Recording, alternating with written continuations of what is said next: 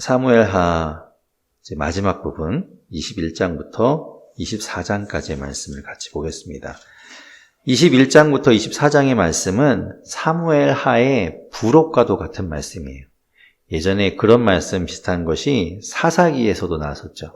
사사기에서도 그 사사들의 이야기가 나오고 마지막에 부록처럼 사사시대에 얼마나 악했는지를 뒤에 이렇게 좀 보여줬던 것처럼 사무엘하에도 지금까지는 이제 다윗의 이야기들이 쭉 나오다가 그것을 시간 순서대로 기록하고 있었죠. 그러다가 21장부터 24장까지 말씀은 이 다윗의 그 이야기 중에서 시간과 관계없는 이야기, 그들을 하고 있어요. 그러니까 어떻게 보면 이제 사무엘하의 부록과도 같은 이야기라고 볼 수 있는 거죠.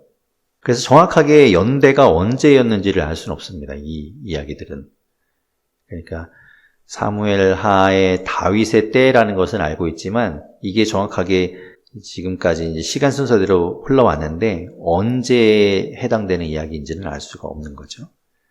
자, 21장부터 그러면 어떤 이야기들이 나오는지 보도록 하겠습니다. 짧게 이야기들이 있어요. 첫 번째 이야기는 이렇게 시작합니다. 1절에 보면 다윗이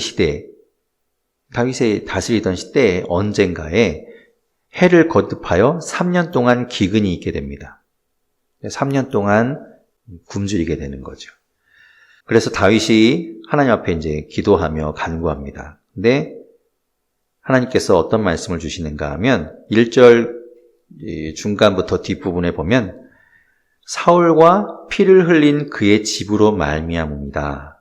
이 기근, 3년의 기근은 사울과 피를 흘린 그의 집으로 말미암은 것이다 라고 말씀하시면서 그가 기브온 사람을 죽였기 때문이다 라고 말씀하세요.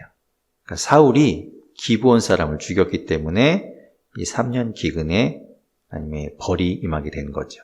기브온 사람들은 어떤 사람인가? 2절에 보면 기브온 사람은 이스라엘 족속은 아니에요. 이스라엘 12지파에 해당하는 족속은 아니지만 그들은 아모리 사람 중에 남아있던 사람으로서 이스라엘 족속이 전에 그들에게 맹세하였던 것이 있었습니다. 그게 여호수아 9장에 나오는 이야기예요. 기억을 한번 더듬어 볼게요. 여호수아 9장에서 어떤 일이 있었는가 하면 여호수아가 가나안 땅을 정복하기 위해서 처음 그 요단강을 건너서 여리고성을 함락시키고 그다음 아이성을 무너뜨리고 그다음에 이제 남방 왕들을 정복해 나가면서 가는 도중에 누가 오는가 하면 계속해서 이제 이스라엘이 승리하며 온다는 소식을 듣고 기브온 사람들이 꾀를 내죠. 그래서 그 사람들이 자기들이 죽지 않으려고 멀리서 온 사신처럼 행색을 꾸며갖고 여호수아한테 와서 자기네들은 멀리서 온 사람들인데 자기네들과 조약을 맺자 이렇게 해요. 그래서 여호수아가 거기에 속아서 그들을 죽이지 않는 걸로 이렇게 조약을 맺어요. 근데 알고 봤더니 가나안 땅에 그 옆에 살고 있는 사람들이었던 거죠. 그래서 이미 조약이 맺어졌기 때문에 죽이지 못하고 어떻게 하는가 하면 그들을 험한 일에 사용합니다.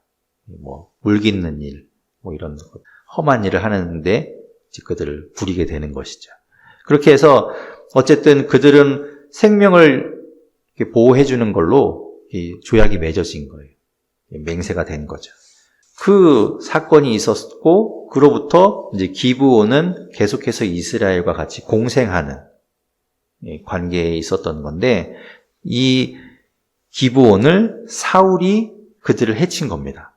근데 2절 중간부터 보면 이 사울이 괜히 그런 것이 아니라 이렇게 이야기합니다. 사울이 이스라엘과 유다 족속을 위하여 열심히 있었대요.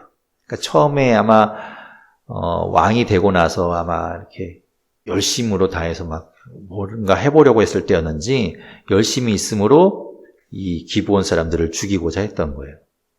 그래서 그것이 화근이 되어서 이 3년 동안에 기근이 오게 된 거죠.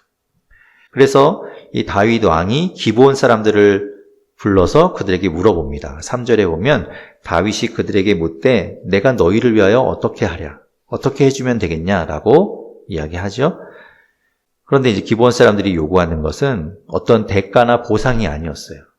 그런 것이 아니라 5절에 이렇게 이야기합니다. 그들이 왕께 아뢰되 우리를 학살하였고, 한두 명 죽인 것이 아니었나 봐요. 학살하였고 또 우리를 멸하여 이스라엘 영토 내에 머물지 못하게 하려고 모해한 사람, 그러니까 사울이라고 그랬죠. 모해한 사람의 자손 7명을 우리에게 달라. 그러면 그들을 목매어 달아서 죽임으로 인해서 그것을 이제 해결하겠다라는 것이죠. 그래서 다윗 왕이 그들을 내어주겠다라고 약속합니다. 그런데 이제 사울의 자손 중에서 남아있는 사람들을 그 기브온 사람들한테 주기로 했는데 사울의 아들이었던 요나단과 다윗은 약속한 것이 또 있었죠. 다윗이 요나단과 그의 자손들에 대해서는 해하지 않기로 지켜주기로 했었잖아요. 그러니까 이게 지금 두 가지 약속이 상충되는 거죠. 그래서 어떻게 해야 될까? 7절에 보면 이렇게 이야기합니다. 다윗과 사울의 아들 요나단 사이에 서로 여호와를 두고 맹세한 것이 있으므로, 그러니까 서로 이렇게 지켜주기로 했던 그 약속이 있기 때문에 왕이 사울의 손자 요나단의 아들 무비보셋, 그 다리를 절었던 무비보셋은 내주지 않아요. 그는 지켜주기로 약속했으니까. 그래서 그를 내주지는 않고 8절에 보면 왕이 그래서 아야의 딸 리스바에게서 난 자 두 아들인 알모니와 무비보셋, 동명이인입니다. 무비보셋이라는 같은 이름을 가지고 있는 리스바의 아들, 그러니까 알모니와 무비보셋, 이 둘을 내어줘요. 리스바는 어떤 사람인가 하면 사울의 첩이었어요. 사울의 첩. 사무엘하 3장에 보면, 3장 7절에 보면 사울이 죽고 난 이후에 이 첩이었던 리스바를 사울의 군대 장관이었던 아브넬이 범하게 됩니다. 그래서 사울의 아들 이스보셋이 이제 그걸 갖고 막 뭐라고 하죠. 어떻게 그럴 수가 있냐고 했을 때 이제 이 아브넬이 막 화를 내면서 다윗에게 망명하려고 갔었잖아요. 사무엘하 3장에 나오는 이야기인데 그 리스바예요. 그 리스바에게 아들이 둘이 있었는데 알모니와 무비보셋이라는 아들을 이제 내어줍니다. 그리고 또 누구를 내어주는가 하면 중간쯤 보면 사울에게 딸이 있었는데 딸이 둘이 있었죠. 메랍하고 다윗의 부인이기도 했던 미갈. 미갈하고 메랍이 있었죠.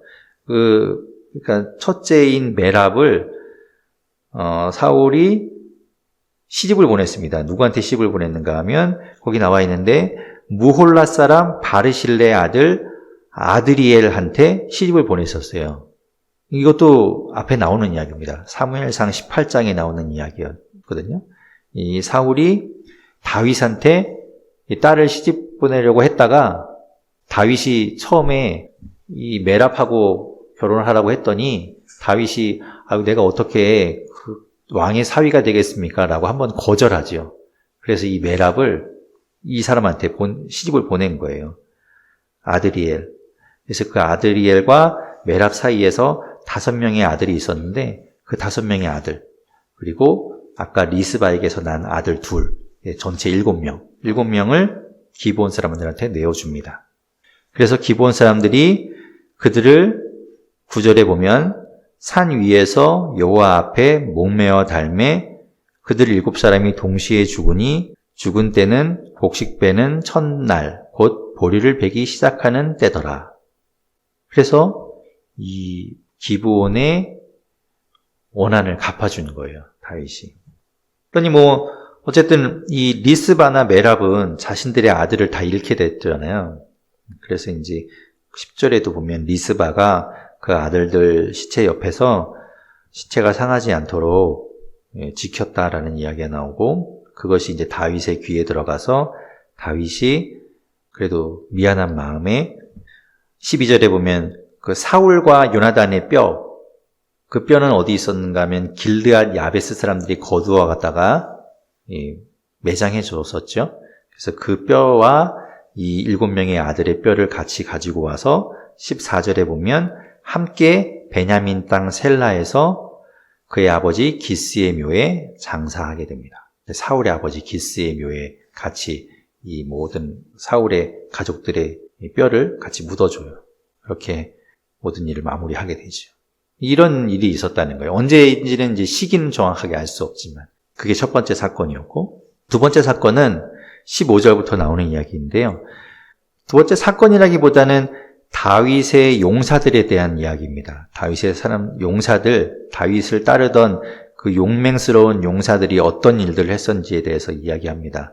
15절에 보면 블레셋 사람들이 이스라엘을 쳐들어왔을 때 16절에 거인족의 아들 중에서 무게가 300세겔 되는 노창을 들고 새 칼을 찬 이스비브노비라는 이 장수를 맞서서 17절에 있는 수르야의 아들 아비새가 나가서 그 이스비브노비라는 장수를 죽이게 되죠. 그래서 이때 뭐라고 얘기하는가 하면 아비새가 17절 보면 아비새가 다윗을 도와 그 블레셋 사람들을 쳐 죽이니 그때의 다윗의 추종자들이 그에게 맹세하여 이르되, 이때 이전까지는 다윗이 전쟁터에 다 나갔어요. 전쟁터에 나가서 같이 싸우고 그랬었는데 이 일이 있고 나서 그러니까 왕이 죽을 수도 있겠다라는, 죽을 뻔했잖아요. 아주 그런 일이 있었기 때문에 17절에 보면은 왕은 다시 우리와 함께 전쟁에 나가지 마옵소서. 왕은 나가지 마십시오. 너무 위험합니다. 그래서 왕은 나가지 못하게 해요. 그리고 이유를 이스라엘의 등불이 꺼지지 말게 하옵소서. 다윗을 이스라엘의 등불에 비유하면서 전쟁에 나갔다가 잘못되면 안 되니까 왕은 전쟁에 나가지 마십시오 라고 이야기하죠. 그러니까 이런 이야기를 보면 이게 언제인지는 정확하게 알 수 없다라고 아까 말씀드렸지만, 아마도 어떻게 보면 우리가 기억하는 밧세바 사건이 있잖아요. 밧세바 사건을 기억해 보시면 11장에서 그 암몬과 전쟁하러 나갔는데 병사들이, 다윗은 전쟁하러 나가지 않아요. 성에 있다가 밧세바를 보게 되거든요. 그러니까 이 사건 이후에 아마도 밧세바를 보게 되는 사건이 있지 않을까라는 거죠. 그 전까지는 다윗이 같이 출전을 했었으니까. 그리고 우리가 지난 시간에도 보았던 18장 3절에서도 다윗이 세 개의 부대로 나누어서 이제 싸우게 되는데, 그때에도 이스라엘의 그 병사들이 이야기하죠. 왕은 나가지 마십시오. 왕은 위험하니까 왕은 나오지 마십시오. 우리끼리 싸우겠습니다. 라고 했던 18장의 기록이 있는데, 그것들도 다 이제 이것과 연관이 있는 거라고 볼 수 있는죠. 자, 그런 일이 있었다는 거예요. 그러니까 아비새가 굉장히 다윗의 장수 중에서도 용맹스럽고 또 싸움을 잘했고 다윗을 많이 아꼈다라는 걸 볼 수 있어요. 그의 형이었던 요압과는 좀 다르죠. 요압은 통제가 안 되고 자기 기분 따라서 막 다윗의 명령을 어기던 사람이었지만 아비새는 좀 달랐던 것 같아요. 그리고 이제 18절에 보게 되면 이제 계속해서 블레셋 사람들과 전쟁할 때, 곱이라는 곳에서 전쟁할 때 18절 중간에 보면 후사 사람 십부게라는 사람이 그 거인족의 아들 중에서 삽을 쳐 죽이게 됩니다. 그래서 십부게도 그만큼 용맹한 장수였다라는 걸 보여주고 있고, 19절에 보면 또 블레셋 사람과 전쟁할 때 베들레헴 사람 야레오르김의 아들 엘하난, 이 사람도 굉장한 장수여서 가드 사람 골리앗의 아우였던 라흐미를 죽였습니다. 그러니까 라흐미가, 골리앗, 우리가 다윗이 어렸을 때 싸워서 이겼던 그 골리앗, 키가 거의 3m 가까웠던 어마어마한 거인이었잖아요. 이 동생 역시 마찬가지였어요. 그의 창자루가 배틀채 같았더라라는 것은 그 골리앗 이야기할 때 했던 것과 비슷하다는 거 봐서, 그렇게 거인이었던 이 라흐미를 엘하난이 이제 죽이게 되죠. 그리고 20절에 보면 또 가드에서 전쟁할 때 이번에는 키가 큰 거인이 또 등장하는데, 이 사람은 손가락도 6개고 발가락도 6개를 가진 사람이었어요. 거인족의 소생이었는데, 이를 누가 물리치는가 하면 21절에 보면 다윗의 형 삼마의 아들 요나단이 그를 죽이니라. 다윗의 형이었던 삼마, 그의 아들이었던 요나단. 이 요나단은 어쩌면 요나답이 아닐까라고 생각하기도 합니다. 요나답은 어디에서 나왔나요?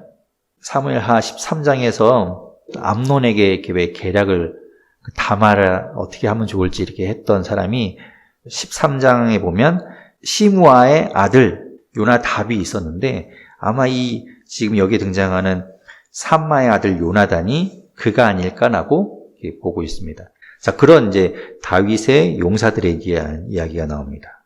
그리고 22장에서는 다윗이 하나님 앞에 노래를 지어 부르게 되는데, 다윗은 우리가 시편에서 보지만 시를 통해서 하나님께 찬양을 통해서 여러 가지 많은 작품들을 쓰게 되잖아요. 그 중에서 이제 여기에서는 다윗이 전쟁에서 승리한 이후에 하나님께 승전가로 올려드렸던, 불렀던 그 노래, 그 시가 기록되어 있습니다. 근데 이 시는 우리가 시편 18편과 동일해요. 시편 18편에 있는 시와 동일합니다. 2절부터 이제 그 시의 내용이 나오죠. 여호와는 나의 반석이시요. 하나님은 어떻다, 하나님은 이제 어떤 분이다라는 것을 어디 비유적으로 이렇게 나타냅니다. 여호와는 나의 반석이시요, 나의 요새시요, 나를 위하여 나를 건지시는 자시요. 3절에 내가 피할 나의 반석의 하나님이시요, 나의 방패시요, 나의 구원의 뿌리시요, 나의 높은 망대시요, 그에게 피할 나의 피난처시요, 나의 구원자시라. 하나님이 어떻다라는 것을 이렇게 형상화해서 비유로 나타내고 있죠. 이렇게 쭉 하나님을 노래하고 찬양합니다. 그러면서 이제 이어지는 이야기는 하나님의 창조에 대한 이야기들을, 하나님이 이 땅을 창조하셨던 그때에 대한 것들을 쭉 하나님을 찬양하고 있어요. 땅이 진동하고 하늘의 기초가 놓이고 이런 것들을 쭉 이야기하면서 하나님의 창조하심에 대해서 찬양하지요. 16절까지 보면 하나님의 창조에 대해서 노래하고 있습니다. 이럴 때에 하나님 여호와의 꾸지람과 콧김으로 말미암아 물 밑이 드러나고 세상의 기초가 나타났도다. 그 하나님께서 17절부터 보면 그 하나님이 나를 건지셨다. 그 하나님이 원수의 손에서 나를 건지셨다. 그래서 내가 승리했다라는 것을 이제 찬양하고 있는 거죠. 그렇게 다윗이 하나님을 노래하고 있습니다. 23장 시작은 다윗의 마지막 말이라면서 시작을 합니다. 다윗이 1절에 자신을 이렇게 이야기하죠. 중간에 보면 높이 세워진 자, 자기를 그렇게 말하는 거예요. 높이 세워진 자, 높이 세워졌다. 그리고 야곱의 하나님께로부터 기름 부음을 받았다. 그리고 이스라엘의 노래 잘하는 자, 스스로를 그렇게 이야기해요.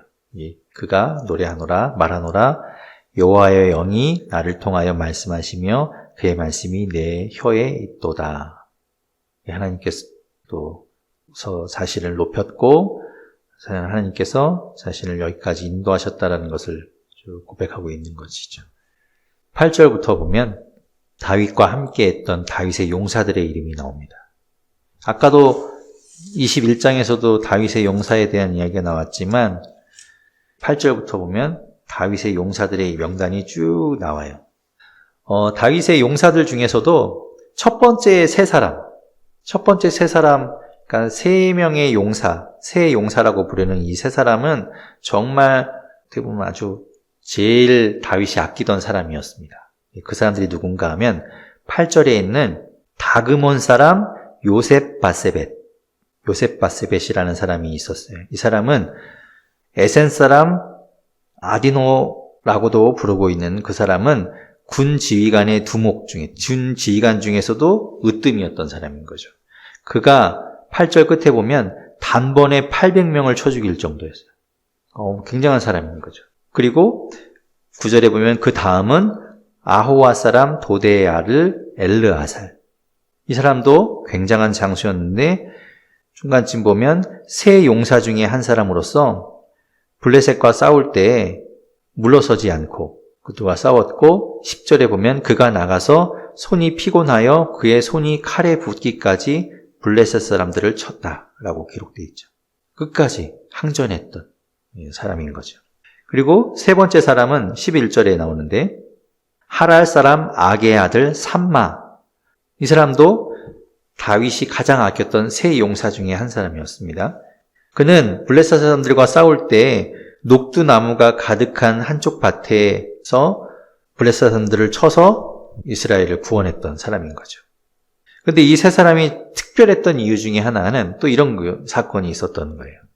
13절부터 이 이야기가 나오는데 32목 중에 세 사람, 그러니까 다윗이 아꼈던 이제 장수들이 30명이 있는데 그 중에 이제 지금 요 세 사람, 요셉 바세벳이라고도 부르는 아디노, 그리고 엘르아살, 그리고 삼마, 요 세 사람이 다윗이 이제 블레셋과 전쟁하고 있을 때 14절에 보면 다윗은 산성에 있었고 그때 블레셋 사람들이 베들레헴에 머물고 있었어요. 근데 베들레헴은 다윗의 고향이죠.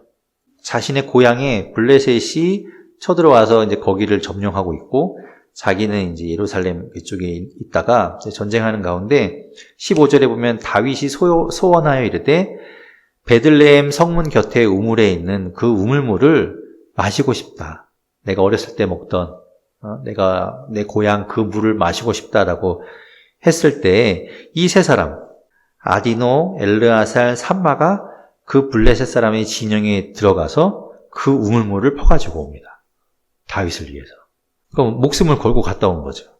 그래서 16절에 보면 그 세 용사가 가서 그걸 가지고 물을 길어가지고 다윗에게로 왔으나 끝에 보면 다윗이 마시기를 기뻐하지 아니하고 그 물을 여호와께 부어드리며 17절 중간에 보면 이는 목숨을 걸고 갔던 사람들의 피가 아니니까 하고 마시기를 즐겨하지 아니하니라. 세 용사가 이런 일을 행하였더라. 그러니까 다윗이 안 아낄 수가 없는 거죠. 그래서 다윗이 최고 으뜸으로 삼는 이 세 사람의 이름이 나온 겁니다. 아디노, 엘르아살, 삼마. 그 다음 이제 그 세 사람에는 좀 미치지 못하지만 그래도 굉장했던 세 사람의 이름이 또 다윗이 뽑는 사람들이 나와요. 18절에 보면 스루야의 아들 요압의 아우였던 아비새입니다. 아까도 아비새가 다윗을 도와서 다윗을 구해내고 다윗 보고 전쟁에 나오지 않으면 좋겠다라고 했던 다윗을 아꼈던 아비새. 그가 18절 중간에 보면 그는 그 세 사람의 우두머리라. 그가 창을 들어 300명을 죽이고 세 사람 중에서 이름을 얻었으니 19절에 보면 그는 세 사람 중에 가장 존귀한 자가 아니냐. 그가 그들의 우두머리가 되었으나 그러나 첫 번째 세 사람에게는 미치지 못하더냐. 처음에 세 사람, 그 목숨 걸고 물을 떠왔던 그 세 사람에는 미치지 못하지만 그래도 우수한 사람이었던 거죠. 그래서 아비새를 꼽습니다. 그리고 20절에 보면 여호야다의 아들 분하야. 그가 이제 두 번째 그 세 용사 중에 한 사람인 거죠. 분하야가 20절 끝에 보면 이도 용사였고 용맹했는데 눈이 올 때 구덩이에 내려가서 사자를 쳐 죽였대요. 그 정도로 용맹스러운 사람이었다는 걸 말해주죠. 그리고 애굽 사람을 죽였던 이야기도 나오고. 그래서 이들을 이제 23절에 30명보다는 존귀하나 그러나 처음에 얘기한 세 사람에게는 미치지 못한다라고 이야기합니다. 그래서 그를 세워 시위대 대장으로 삼았다라고 말씀하죠. 그리고 첫 번째 세 용사가 있고 두 번째 세 용사잖아요. 근데 지금 두 번째 세 용사의 아비새하고 분하야를 얘기했죠. 또 한 사람이 누군가 하면 또 한 사람에 대한 이야기는 없어요. 기록되지 않은 또 한 사람이 있겠죠. 그럼 나머지 이제 다윗이 아끼던 또 장수들이 있습니다. 다윗을 도와서 목숨 걸고 살았던 또 장수들이 있죠. 그 사람들의 명단은 이제 24절부터 기록되어 있습니다. 누군가 하면 24절에 보면 요압의 아우였던 아사엘. 아사엘은 그 요압의 세 형제 중에 막내죠. 요압, 아비새, 아사엘 이렇게 세 명의 형제인데 요압은 통제가 안 됐고 아비새는 충성스러운 용맹한 장수였고 아사엘은 안타깝게도 제일 먼저 죽었죠. 달리기가 빨랐다가 아브넬 쫓아가다가 왜 창 끝으로 이렇게 배를 찔렀는데 그 자리에서 죽어버리잖아요. 아사엘이 그렇게 일찍 좀 죽었죠. 어쨌든 그래서 아사엘도 30명의 장수 중에 들어갑니다. 30명 중에 하나요. 그 다음 24절 끝에 보면 엘하난, 도도의 아들이었던 엘하날. 25절 삼훗 그리고 엘리가. 26절 헬레스 끝에 보면 이라. 27절 중간에 아비에셀 끝에 무분네. 28절 중간에 살몬 끝에 마하레. 그리고 29절 중간에 헬렙, 맨 끝에 이때, 30절 중간에 분하야, 맨 끝에 히때, 31절 중간에 아비알본, 맨 끝에 아스마웻, 32절 엘리아바, 그리고 끝에 보면 요나단, 33절 중간에 삼마, 끝에 보면 아히암. 이렇게 이제 이름들이 보면 비슷한 이름들이 많죠. 요나단이라는 이름도 앞에서 많이 나왔기 때문에 헷갈리지만 이스라엘에서는 성이 없어요. 우리처럼 무슨 성과 이름이 분리되어 있지 않아서 그냥 이름만 있거든요. 그래서 이제 구분하기 위해서 누구의 아들, 어디 사람이라고 하는 거죠. 그걸 해야만 그 사람을 구분할 수 있으니까. 누구누구의 아들, 어디 사람이라는 수식어가 다 붙어 있는 겁니다. 그리고 34절에 보면 중간에 엘리벨렛이 있고요. 그 다음에 끝에 있는 엘리암이라는 사람이 있어요. 그 다음에 이제 뒤에 가면 또 헤스레, 바알레, 이갈, 바니, 37절에 보면 셀렉, 나하레, 38절 이라, 가렙, 그리고 39절 우리가 마음 아프지만 햇사람 우리야까지. 우리야도 이 30명의 용사 중에 한 사람이었는데 다윗이 죽인 거죠. 24장에 가서 다윗이 했던 인구조사에 대한 이야기가 나옵니다. 그리고 이 인구조사에 대한 이야기는 또 중요한 이야기와 연결이 돼요. 그리고 또 아주 기억해 두셔야 되는 이야기입니다. 이 사건 또한 역시 역대상 21장에 동일한 사건이 기록되어 있어요. 그런데 이 두 사건이 나중에 이제 역대상 21장 할 때 제가 비교해서 설명을 드리겠지만 조금 다르게 기록되어 있어요. 그래서 이제 다윗이 인구조사했던 이야기를 이 사무엘 하에서는 어떻게 기록하고 있는지 한번 보겠습니다. 24장에 가게 되면 하나님께서, 여호와께서 이스라엘을 향하여 무언가 때문에 진노하셨어요. 진노하셔서 이제 그들을 치기 위해서 다윗을 격동시킵니다. 그러니까 하나님이 벌을 내리기 위해서 다윗을 사용하신 거예요. 그래서 다윗이 인구조사를 해야 되겠다라는 마음을 먹게 됩니다. 그래서 이제 이스라엘과 유다의 인구조사를 하게 되는 거예요. 그래서 2절에 보면 군사령관 요압을 부릅니다. 그리고 그에게 이르기를 이스라엘 모든 지파 가운데 다니면서 인구를 조사해라. 그리고 그 수를 나에게 보고해라 라고 이야기하죠. 근데 요압은 왕한테 3절의 아래입니다. 이것은 옳은 일이 아닙니다라고 이야기해요. 3절에 이렇게 말하죠. 이 백성이 얼마든지 왕의 하나님 여호와께서 100배나 더하게 하사 내 주 왕의 눈으로 보게 하시기를 원하나이다. 그런데 내 주 왕은 어찌하여 이런 일을 기뻐하시나이까?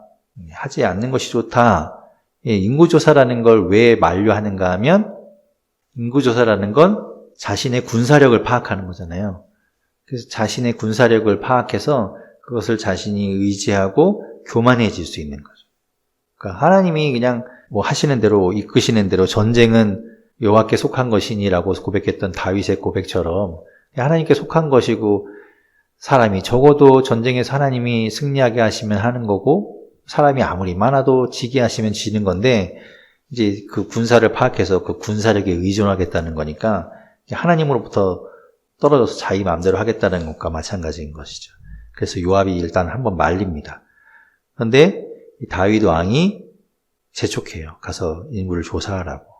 그래서 요압이 다니면서 이제 두루 다니며 이제 인구 조사를 합니다. 그리고 8절에 보면 그들 무리가 국내를 두루 돌아 9달 20날 만에 예루살렘에 이르러. 그러니까 9달 20일 동안 인구 조사를 하고 돌아온 거예요. 돌아와서 그 수를 이제 9절에 요압이 다윗에게 보고를 하지요.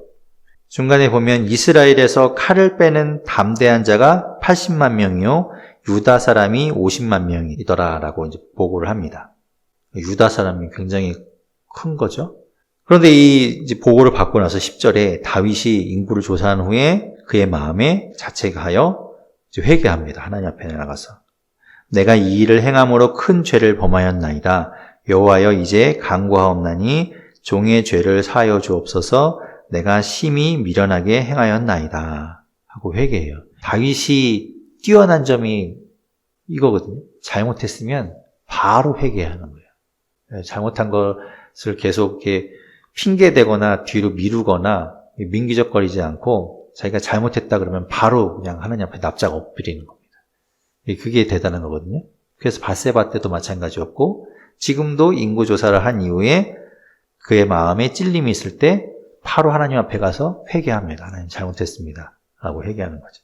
그런데 이미 이제 자신이 저지른 일에 대해서는 밧세바 때처럼 책임이 따르는 거예요. 잘못한 것에 대해서는 벌이 일단 있어야 되겠죠. 그래서 밧세바 사건 때는 어떤 벌이 있었나요? 그의 첫 번째 낳은 아들이 죽잖아요. 그것처럼 여기서도 하나님의 벌이 임하게 됩니다. 11절에 보면 아침내에 일어났을 때에 선지자 갓이 하나님의 말씀을 가지고 다윗에게 이야기합니다. 12절 중간에 보면 내가 네게 세 가지를 보일 것인데 너를 위하여 너는 그 중에서 하나를 택하라. 세 가지 벌 중에서 네가 택하라는 거예요. 첫 번째 13절에 보면 갓이 다윗에게 이르러 아래에 이르되 왕의 땅에 7년 기근이 있을 것이니까. 자, 7년 기근. 첫 번째 삼지선다 중에서 첫 번째 7년 기근. 그 다음에 두 번째는 왕이 왕의 원수에게 쫓겨 13절 중간에 보면 석 달 동안 그들 앞에서 도망할 것인가. 적에게 쫓겨서 석 달 동안 도망 다니고 피해 다녀야 되는 그것. 그 다음에 세 번째 이어서 뒤쪽에 보면 왕의 땅에 사흘 동안 전염병이 있을 것이니까. 그러니까 이 세 개 중에서 하나를 선택하십시오라는 거죠. 14절에 다윗이 갓에게 이르되 내가 고통 중에 있도다. 이거 뭘 선택하겠어요? 다 괴로운 것이죠. 청하건대 여호와께서는 긍휼이 크시니 우리가 여호와의 손에 빠지고 사람의 손에 빠지지 아니하기를 원하노라. 그러니까 사람한테 쫓기는 것보다는 내가 하나님한테 혼나는 게 낫겠다. 2번은 사람한테 쫓기는 거니까 그럼 2번 빼고 그래서 1번, 3번 중에서 그래도 짧은 게 낫겠죠? 7년 동안 기근이면 얼마나 그게 극심한 고통이 7년을 겪어야 된다 그러면 힘들겠죠. 그래서 3일 동안 전염병 내리는 걸 선택합니다. 그래서 15절에 보면 전염병을 이스라엘에게 내리시니 단에서부터 브에세바까지 이스라엘 전체를 말하는 거죠. 백성의 죽은 자가 7만 명이라. 7만 명이 전염병으로 죽게 됩니다. 그래서 이제 그 천사가 16절에 천사가 예루살렘을 향하여 그의 손을 들어 멸하려고 하는 그때에 여호와께서 이 재앙 내리심을 뉘우치사 그 천사를 막았죠. 그 천사가 이제 예루살렘을 치지 않도록 막아요. 그래서 16절 끝에 보면 여호와의 사자가 여부스 사람 아라우나의 타작마당 곁에 서게 됩니다. 거기까지 멈추게 돼요, 이제. 일단 멈추는 게 거죠. 18절에 보면 갓이 다윗에게 이르러 그에게 아뢰되 올라가서 여부스 사람 아라우나의 타작마당에서 여호와를 위하여 제단을 쌓으소서. 거기에 제단을 쌓으라고 이야기합니다. 그래서 다윗이 이제 거기에 가서 그 아라우나라는 사람의 타작마당에다가 제단을 쌓게 되죠. 21절 중간에 보면 다윗이 이르되 그 아라우나에게 말합니다. 내게서 타작마당을 사서 여호와께 제단을 쌓아 이 백성에게 내리는 재앙을 그치게 하려 함이라. 제단을 쌓아서 여호와께서 내리는 재앙을 멈추겠다라고 했을 때 아라우나가 다윗한테 마음대로 하십시오. 이 땅을 가져도 좋고 뭐 번제를 드리려면 뭐 소도 있고 뭐 땔감도 있고 그러니까 얼마든지 쓰십시오라고 막 이렇게 내어주죠. 그런데 이 다윗이 값을 치르겠다라고 해요. 그래서 24절에 보면 끝에 다윗이 은 50세겔로 그 타작마당과 소를 사고 25절에 보면 그곳에서 여호와를 위하여 제단을 쌓고 번제와 화목제를 그 자리에서 하나님께 드립니다. 그것으로 인해서 여호와께서 그 땅을 위한 기도를 들으시고 이스라엘에게 내리는 재앙이 멈추게 됩니다. 사흘 동안 전염병이 있던 것이 아라우나의 타작마당에서 드린 제단을 통해서 그 제사를 통해서 멈추게 되는 거예요. 그래서 이 장소가 굉장히 중요한 장소가 됩니다. 역대하에서 솔로몬이 성전을 짓잖아요. 그 성전이 여기에 지어진 겁니다. 아라우나의 타작마당에다가. 이 자리가 굉장히 중요한 자리인 거죠. 자, 이렇게 해서 이제 사무엘하 이야기가 다 끝나게 됩니다.